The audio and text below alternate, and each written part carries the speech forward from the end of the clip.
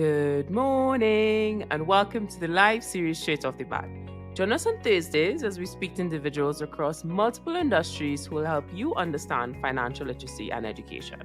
If you join us from LinkedIn, thank you so much. Don't forget to like and follow our page to continue seeing content that will help you manage your money.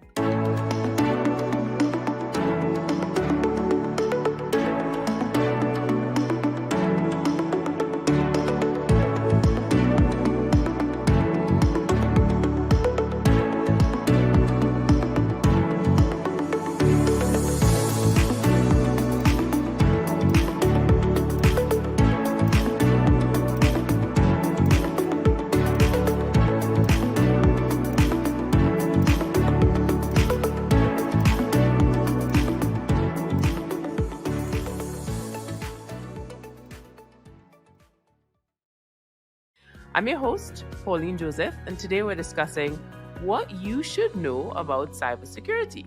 Our guest today is Daren Dhoray.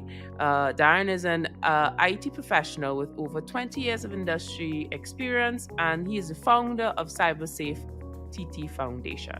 It's a non-profit organization with a mission to educate students, parents, teachers on cyber safety, cyberbullying, internet addiction, and social media etiquette, which is such a very important conversation right now. He also holds a BSc of Computer Science and Management at UE, as well as an MA in Creative Design and Entrepreneurship. So let's welcome Daren in this morning. Hello. Hi, good morning, Pauline, and good morning to all that's tuned in. It's good to be here on this, as I told you, extra day of the year, February 29th. Yes, it's so special today for so many reasons. So, usually when people come on this show, they're like, 60 minutes, it's such a long time. But these discussions we get into it, we get some feedback as well, and we learn so much. So we're going to try and squeeze out as much from you today, Daren, as possible. So, we've had this conversation many times on this channel about cybersecurity, but I think today is different because we want to find out from someone like you in this space and the general conversation, what is cybersecurity? Because it's one of the more trending keywords online right now when people are searching. So for those who, like me, need to break it down to the simplest of terms, what is cybersecurity? And that's a really good question to start off the discussion, because you could Google, what is cybersecurity and get a whole host of different answers. But it's really in the name, right? Cyber and security. So we could break it down into two words, right? I think we all know what security means, but let's look at cyber, because I think that's where the key part of it is. Now, when we say cyber, different people might have different understandings of it, but it's really all internet-related devices and applications. So everything that's connected to the internet, at home or even in the office. So your websites, your servers, things like your security cameras, Internet of Things devices. We have so many smart plugs and smart switches and so on. Those are all part of this whole cyberspace that, we sometimes get lost in on a daily basis. And that forms part of cyber. So cybersecurity is the whole framework or understanding or concept of securing all of those devices, that exist in cyberspace. Some of us have, fridge that are connected to the internet, and it'll ping you and tell you when you run out of eggs, And these sometimes we become a bit oblivious to some of the things that are connected and may not necessarily think about protecting those devices, because everything is connected to the internet now.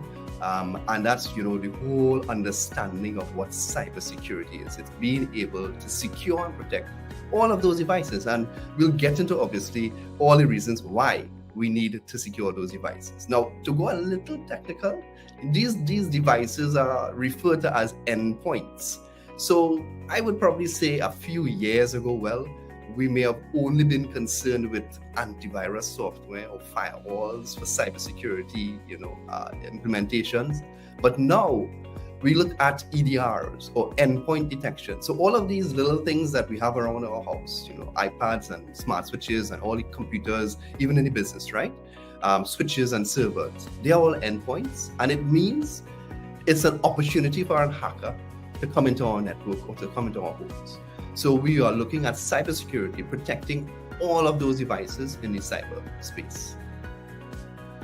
Thanks for that, Daren, because, we think about the future, the conversation is usually around artificial intelligence, AI, and, it's like, oh, this is a scene out of the movie Terminator, but we're living in it now because, once you're connected to the internet, you have vulnerabilities that may happen to you. So you hear all these technical terms, you hear all these conversations, but you're like, what does this even mean? And when it comes to these technical terms, we're going to reference a lot of stuff that we would have read from your site, Daren, which is Cyber Safety TT. And I saw something along the lines of over 22 million spam messages emanating from Trinidad and Tobago between 2022 and 2023. So in this conversation, I mean, everybody who's watching this now and on the replay has an email address. It's as important as a fingerprint in the world that we're living in. And when it comes to that, you have this thing called phishing. And I usually right click on a lot of emails weekly and I'm like, phishing. So for those who are watching this who may even have used it and don't know what it is, what is phishing? Nice. Well, I mean, phishing is something I'll probably want to do over the weekend, right? On a boat going on to Dublin. But I know today we're talking about PHISHING. And I apologize, that joke will never get stale with a cybersecurity professional, right? So we'll see. Nerd. So yes, I mean, 22 million spam messages emanated from Trinidad. That means it came from servers that are based or located anywhere in and around Trinidad and Tobago. What does that mean? It's a huge number. Phishing generally comes in the format of email, so that's why it's really important, and it's often categorized as spam. So that's a lot of messages. Some might come to citizens of Trinidad and Tobago's inboxes, and some of those messages might actually, go to the rest of the world. And there are multiple reasons as to what would have caused that, flood of spam messages. But let's start off with defining phishing, right? So it's a technique, really interesting. It's a technique that is not new. It's been used by hackers to trick people into performing some sort of action, which ultimately leads to you sharing some of your personal information, such as your username, passwords, credit card information even. I know you mentioned, sometimes you click on a link, and that's a telltale sign of a phishing email. Now, phishing would have come in the form of text messages a few years back before email became as ubiquitous as it is today. And that's the most common part, text and or email. So many of us would have probably received a phishing email. And just to kind of describe what it probably looked like, it looked like an email that come from a valid or verified source. So a vendor that you're accustomed doing business with, it could be Amazon, Netflix, or even your banks. Many local banks have had phishing emails sent to clients, which are fake emails, but they might have the bank logo, and it may prompt you to do something. Generally, these phishing emails have a sense of urgency. So when you get it, you feel like you need to act almost immediately. So that's phishing. It's very common, but there are types of phishing. And you did mention AI, and we'll probably get into that in a couple seconds, because it's quite scary as to how AI and phishing and scam and spam and so on really is intertwining, making it extremely difficult, even for a seasoned professional like myself, to get duped by seeing something that's not real. So there's phishing, which we spoke about. There's also something called whaling, where the targets are the big fish, the CEOs, the CIOs, the directors, the managing directors of companies. So these emails are targeted towards these individuals because often they are the ones who would send an email saying, hey, go ahead and make this payment, or yes, we approve this. So the hackers know to sort of put extra effort into trying to target and compromise someone at that level. And then, as I mentioned, AI and phishing, there's something called vishing, which could be one out of two things: either voice messages or a fake phone call, where through the use of AI now, you can actually have a recording of someone, sending a message or speaking out So let me give you an example. A parent might receive a call from a child, their child, and it might sound exactly like them and saying, "Hey, mom, I'm in a bind. I need some assistance. Can you either send me some money, or I can't remember what's the PIN for my card. Can you just let me know what it is?" And it would often come with some sense of urgency saying, "Hey, but I have to pay school fees. I need to do this now." And you're thinking as a parent, "Hey, yeah, let me try and help us out and mitigate the situation as soon as possible." And then there are other cases where people in the business industry may receive a call from another vendor, or they will believe it's a vendor that they are accustomed doing business with. And they may ask them or instruct them to do certain things or ask for information. So that's very, very interesting, because sometimes you might receive that call as a business person while you are preoccupied doing something else. So you're not paying too much attention to the scam that's really happening on your device, on your phone. And it has also extended to videos.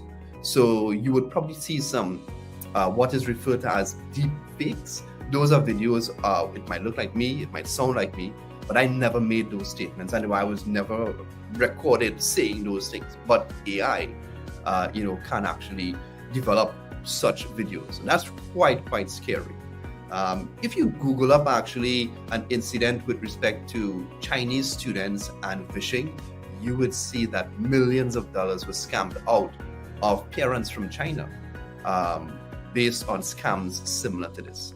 Now, the last one I want to refer to on this whole topic of phishing is called quishing. Yes, I know it's not very, Wow. not very, creative, but we all know QR codes, right?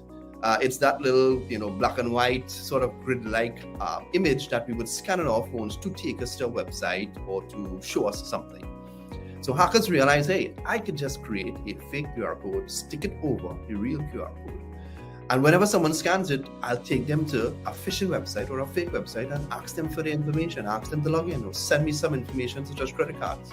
And that's become quite the scam, particularly in North America, because, QR codes are used at mass to do a lot of business transactions, particularly in that area. So it's something for us to be very well aware of, here today.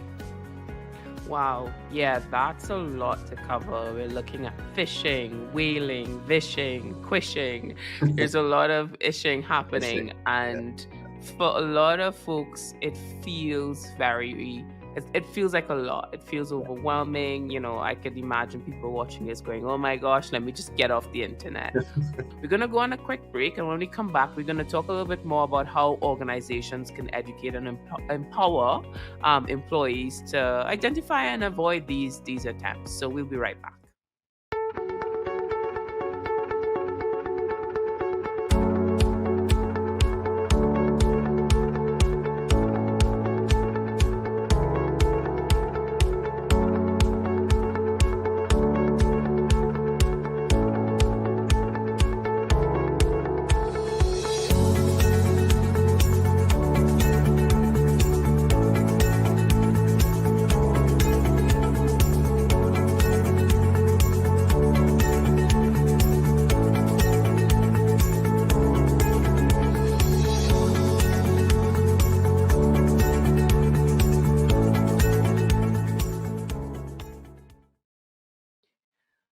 And welcome back to the live series Straight Off the Bat. Join us on Thursdays as we speak to individuals across multiple industries who will help you understand financial literacy and education.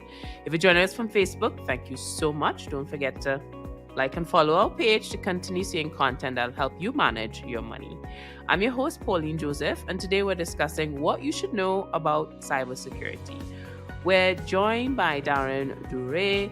He is an IT professional with over 20 years of industry experience, and we want to continue the conversation because there's so much to cover in so little time. So far we've spoken about, what is cybersecurity. We have covered not just phishing, we've covered phishing, whaling, oh my goodness. So when it comes to all these terminologies, for many of us, it doesn't mean anything until it affects you. So when it comes to running an organization, running a team, Can you give us some insight, Daren, on how we can empower employees to identify and lower the risk of these attempts being successful? Yeah. So,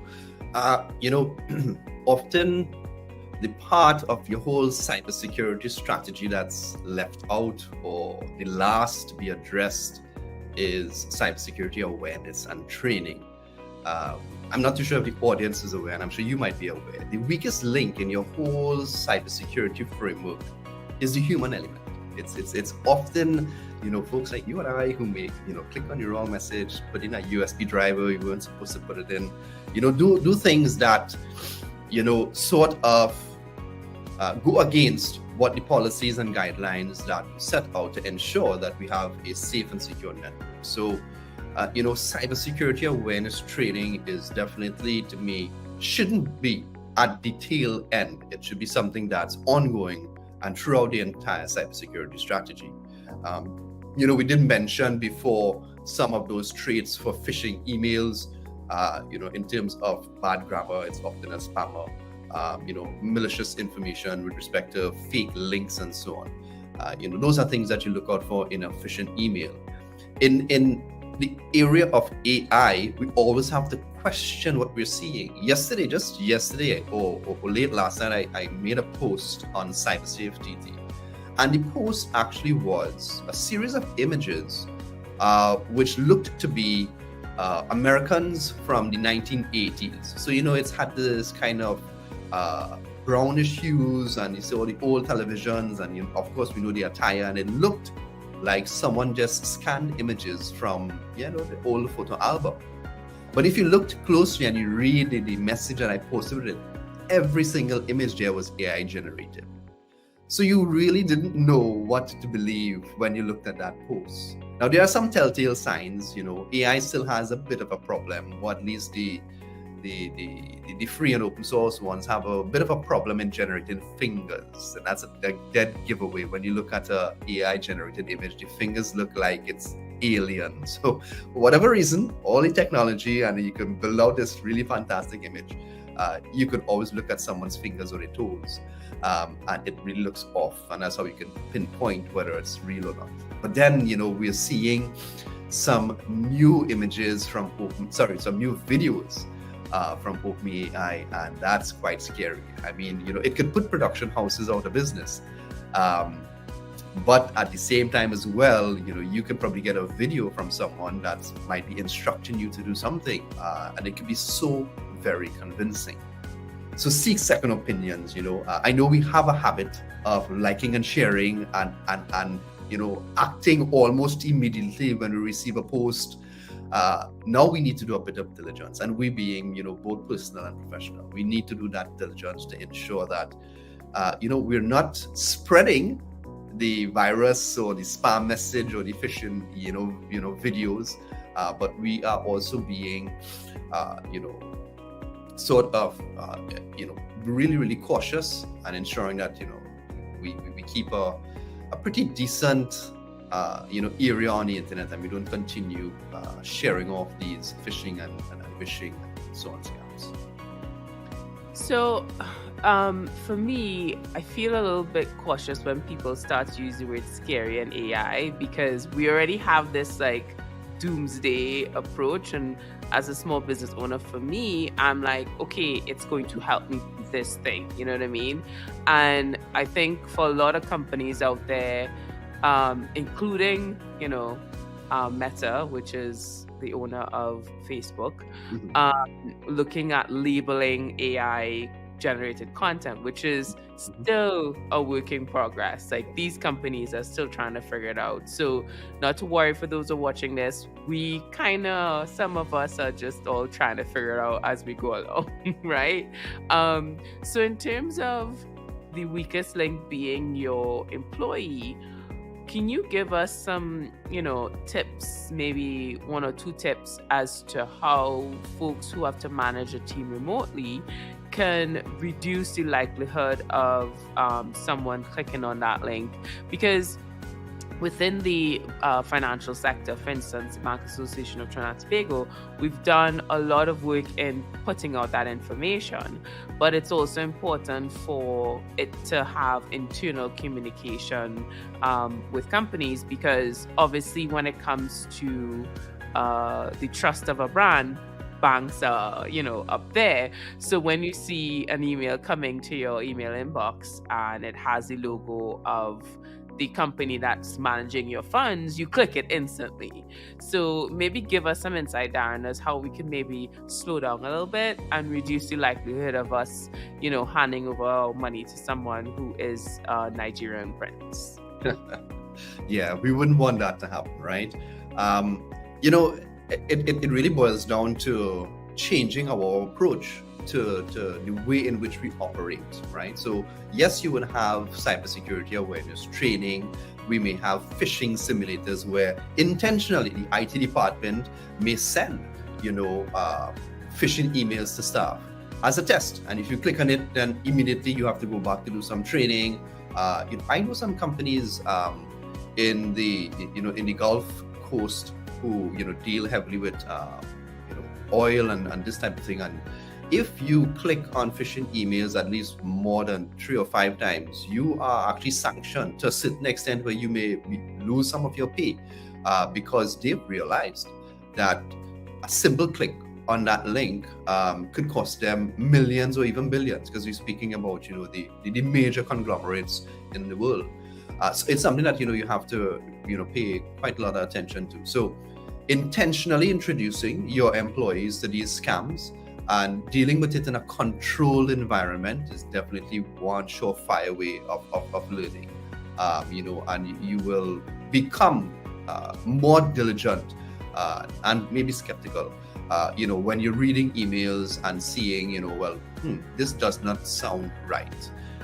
From the bank's perspective, I've seen multiple messages from the banks, and it's really, really commendable, where they're indicating that we will not ask you to do certain things. We won't ask you to update your username and password. We won't ask you to immediately go in and do something because you may lose access to your bank accounts, right? And that's something that is going to be a bit difficult for the average user to remember all the time, because these phishing emails and these scams tend to prey on our insecurities and our fears.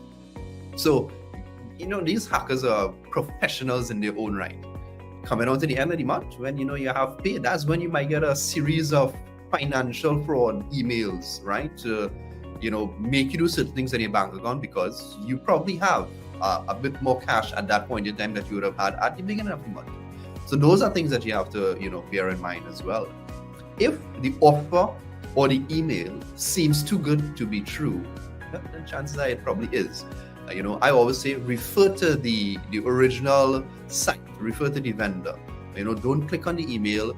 If you receive an email from any particular bank and it seems to be requesting you to perform some sort of action, again, forget the email. Visit the bank website, log on to your online banking in a safe and secure manner, by the way.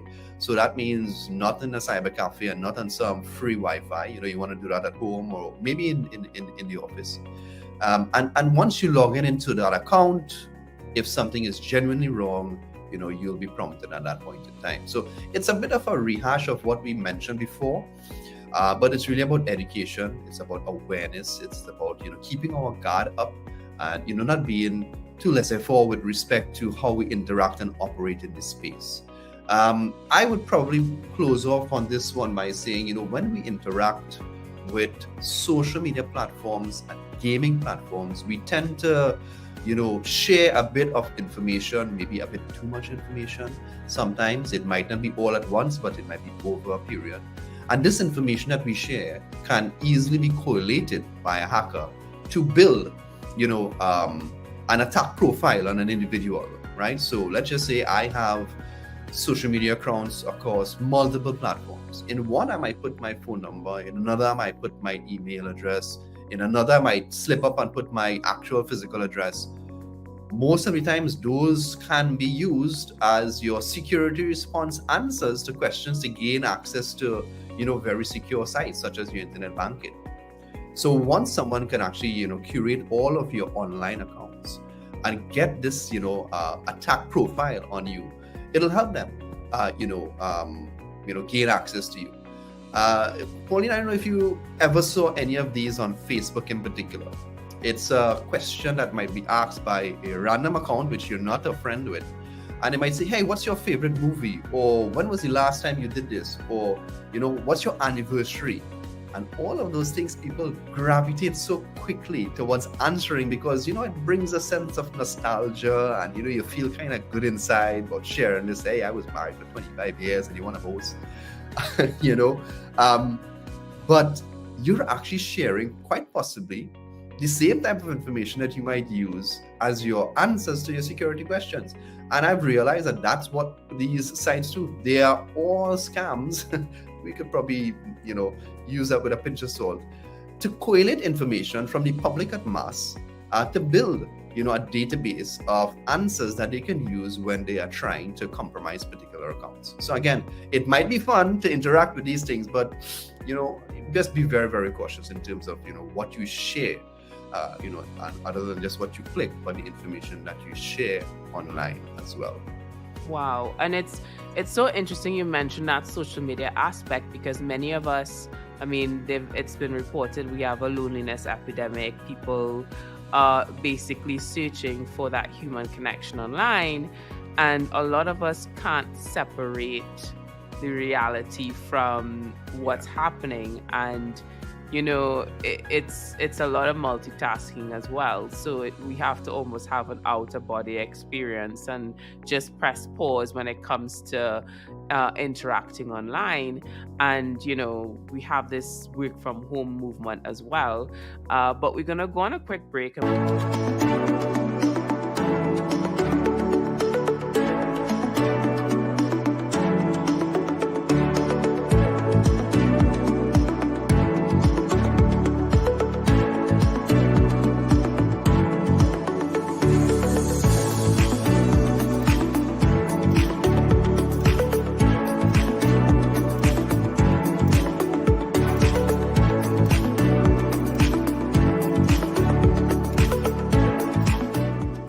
And I've seen the data where a lot of us are Googling and searching what is cybersecurity. But in the context of someone who's watching this who has a business, Daren, I would like you to explain to them, this idea of like putting all this money into cybersecurity versus the effort and the team collaboration that's needed. Yeah. I probably will not win too many fans with this statement, but it's the reality of the situation. You don't need to have an ultimate budget to protect yourself online, right? There are so many different mitigation strategies that you can look at. Let's just even start off with the small business, right? They may not necessarily have in-house IT expertise, and I'm really happy. I'm really, really happy that you mentioned that in the area of computer science there are many different disciplines. So you can actually be a network engineer and really and truly not have any knowledge about web development at all whatsoever, which is a whole different field in computer science, right? So that's important for our employers to understand that, it shouldn't really be what we like to refer to as jack of all trades, right? It really shouldn't be that. You need to have specialists in the fields. And if you cannot hire multiple individuals in the security area, then there is something called IT service management. Those are managed services, I should say, where you have companies who would come in and act as, a full IT service provider, a company basically. And what they're going to do, they're going to monitor your computers, monitor stuff, and if something goes wrong, they can act and fix it. And you really only pay on incidents. So that could significantly reduce your budget or budget allocations for looking to hire, resources and skilled resources. Now, sometimes those skilled resources worked with those managed service providers, right? So it's a surefire way, I think, of ensuring that you have some level of protection.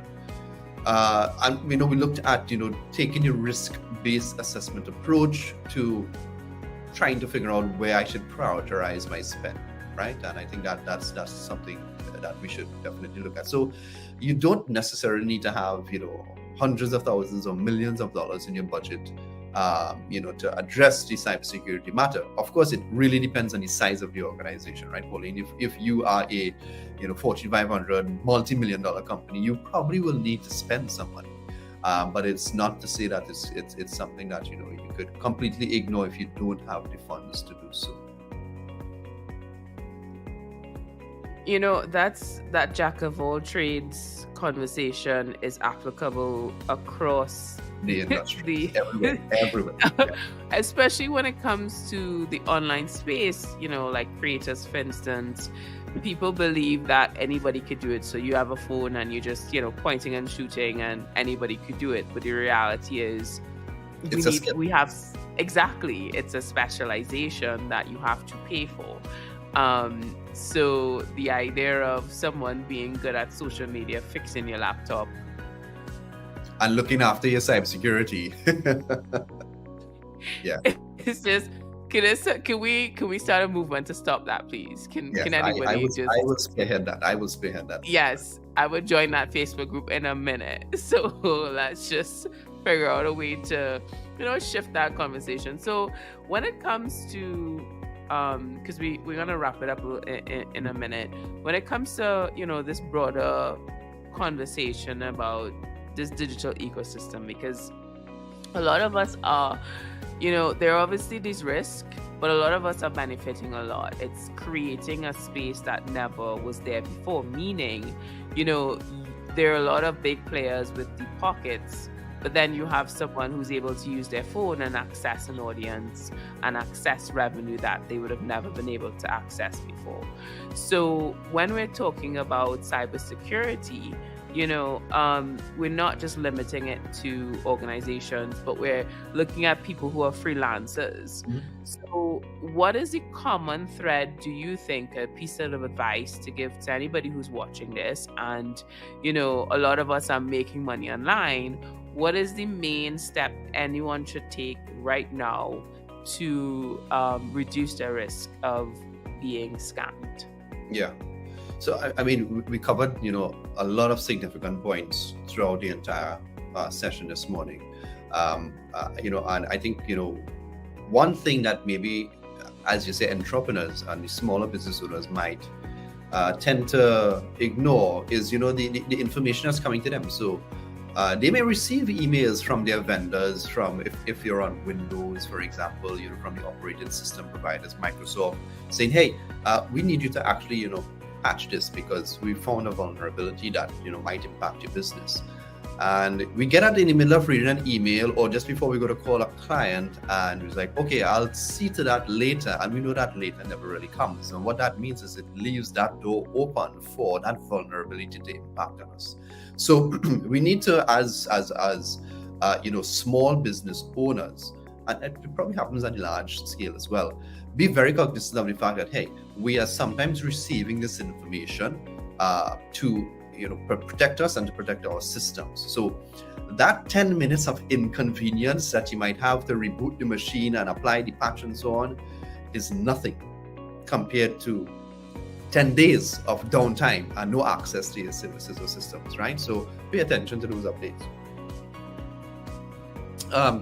We also have a lot of very, very knowledgeable folks in the field. I would, advise anyone, small or big companies, join our LinkedIn groups that we have. We have so many, really talented folks: Shiva Parasaram, Alex Sam, TT Cert, Trinidad and Tobago, Cybersecurity Incident Response Team. They all send updates on LinkedIn and different forms. They have newsletters, mailing lists that you could join to keep you up to date in terms of what's happening, what you probably should be looking out for, the ones you need to pay a bit more attention to, and so on. So I think we do have a lot of resources locally. I know you mentioned in terms of, collaboration and so on. So sharing this information. We don't have a habit of reporting, and I think it's because it's not legislated, reporting cybersecurity incidents or cybercrime in Trinidad and Tobago. And because of that, if we kind of stay away from it, we're going to have that issue of the world at large, or our country at large, not knowing how bad it is. So I think we need to have this sort of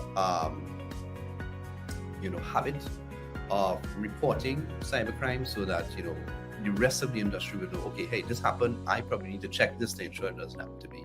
Because you often have, in a particular region, repeat offenders of the same vulnerability, because the hackers realize, hey, no one in this area is looking at this particular vulnerability, so let's prey on it. So if it's shared and the information is known, then it could go a long way to assisting other individuals in terms of they not falling prey to it as well. Thank you so much for that, Daren. I think I'd like to add, the idea of reporting being, scammed. There's this sense of fear that, and then there are people who go online and be like, oh, I can't believe you fell for that. That doesn't help us move along. To expose these people, because the more silent you are, the more times it will happen to someone else. So I think keyboard warriors, can we support people and not shame them when they actually do share their experiences? So on that note, Daren, I also want to, outside of thanking you for sharing such a wealth of knowledge, we have put some links online on the comment section, because on the learn.cybersafety.com, there's some courses. One, that very intriguing internet addiction test. I can tell you that will be one I'll probably pass. So I think that's a great way for us to start and just, shift into our mental health. But also the cyber safety students is a course that you can check out. These things are available locally. In addition to that, there are cybersecurity courses available for free on Google. We've put that in the comment section as well. So thanks again to Daren for joining us today. I learned a lot. I hope you did as well, on sharing insight on what you should know about cybersecurity. So don't forget to sign up to be notified for our next live show via the link in the comments. And as always, be sure to follow our page. If you're doing so on YouTube, smash that subscribe button, and I will see you soon. Thanks again. Bye, everyone.